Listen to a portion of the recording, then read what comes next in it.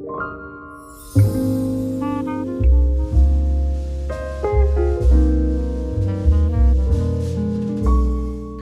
I was your age, I used to ride my bike to it was Borders at Tyrone Mall, and I'd get the money books off the shelf and I'd read the money books. It'd just tell you what to do. You have the benefit of technology, and every single ounce of your dollars, we know where they're at, what you're doing, and what you're screwing up, and what's going well. I'm very grateful for that, too. If I had to look in a book for things, it takes a long time. Game over. Like, there's no control F in a book, and that would drive me crazy. But that's true. I've always been fascinated by money, but now what we're about to look at is just everything, all boiled into one simple little thing. It's fascinating. Tell me. Yeah. So the main kind of point to that is, like, say you're under 30, you just started investing, you open the Roth, you got the funds invested, you're good to go. Now what? Do I find somebody for a financial plan? What do you do? Yep. So there's things that we can look at, whether you're doing it yourself or you have a financial advisor, but it's kind of one of those things where you want to start picking. What was that? Subliminal?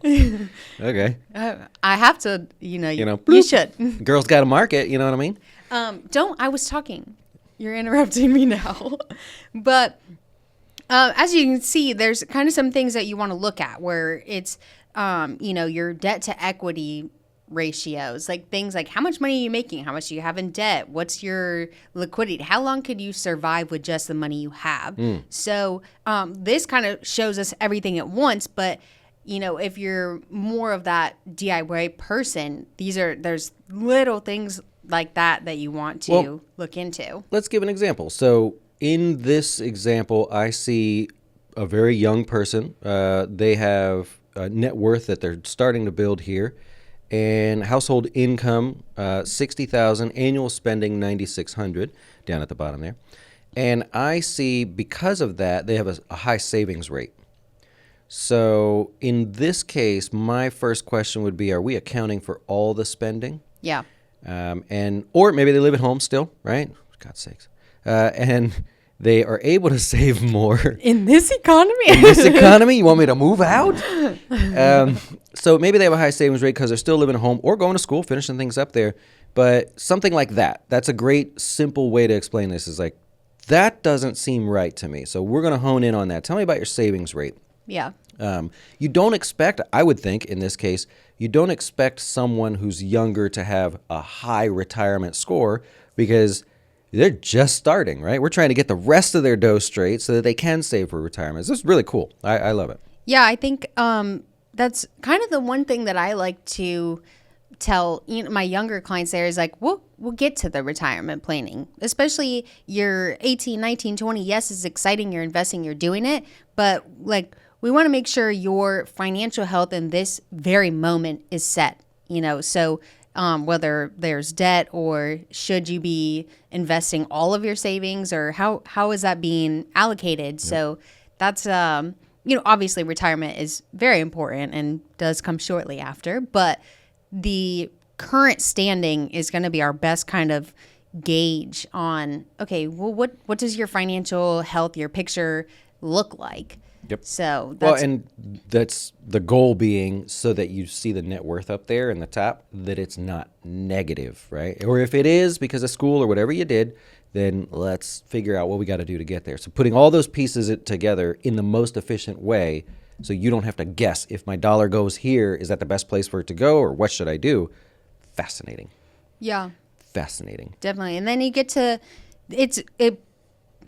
what is the word? It provides vacation. It like kind of gives you those talking points of like, sure. Okay, I have a goal of going on vacation, once a year, doing that, or I want to buy a car, I want to pay off student loans. Like, you see every little moving component for right now too. Yep. Then it kind of helps us take that next step into, okay, well, retirement is also something we need to talk about. So, and there's always surprises along the way. Definitely. With spending and whatever even happens. Oversaving, that's that's a huge thing too. But, there's always the the importance of that rainy day fund, like we talked about before. But Yeah.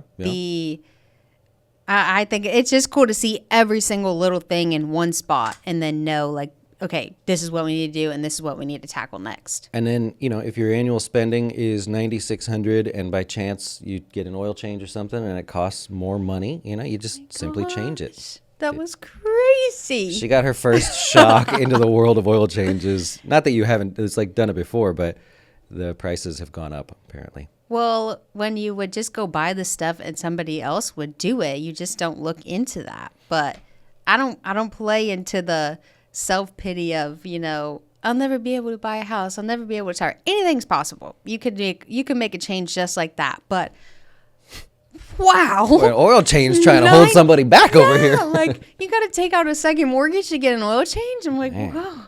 It'd be cheaper to go see Taylor Swift than to get an oil change. Trying to hold a good woman down over here. Oh, man. That's at least 4 Starbuckses. Oh, boy. Hey, let's change it because the Super Bowl coming up. Do you know how much a base ticket? I looked last night because I'm like, I'm going to go to the Super Bowl. I'm just going to do it. Base ticket. I said, I don't care where I sit. It's going to be an experience. I did not buy them, by the way. I think I've seen the prices being talked about. It's like 50,000 or something crazy. Oh, you can easily spend that, but just even the base, like to get way up there at the top, 5,600 last night for one ticket. No. I guess my predetermined thought was a lot higher. So. Oh, but that's up there. Yeah, still for nosebleeds. Anything row 1, you're over $20,000 for one ticket. That's crazy. But you're there for 8 hours, so. That's a part of the problem. They all know. Yeah, that's part of it too. We need to talk about oil changes and why football. What they doing with these prices? You got Taylor Swift charging all this money. You got oil prices. I don't know why that was so much. And then a stinking Super Bowl, man. But go 49ers because I have a massive bet. Oh, I don't pick sides. I am. I was talking to Mom about this, and I said, you know who the halftime person is? And she's like, probably some washed up loser that has nothing going on. And I said, Usher? Yeah. And she was like, no way. She loves Usher. Yeah. So I'm like, that is a bold statement. Oh, yeah. She's like, I will be watching. She will be watching. She will be watching. And she stands up there like, oh, yeah. She loves that. All right. Yeah. Let's get the heck out of here.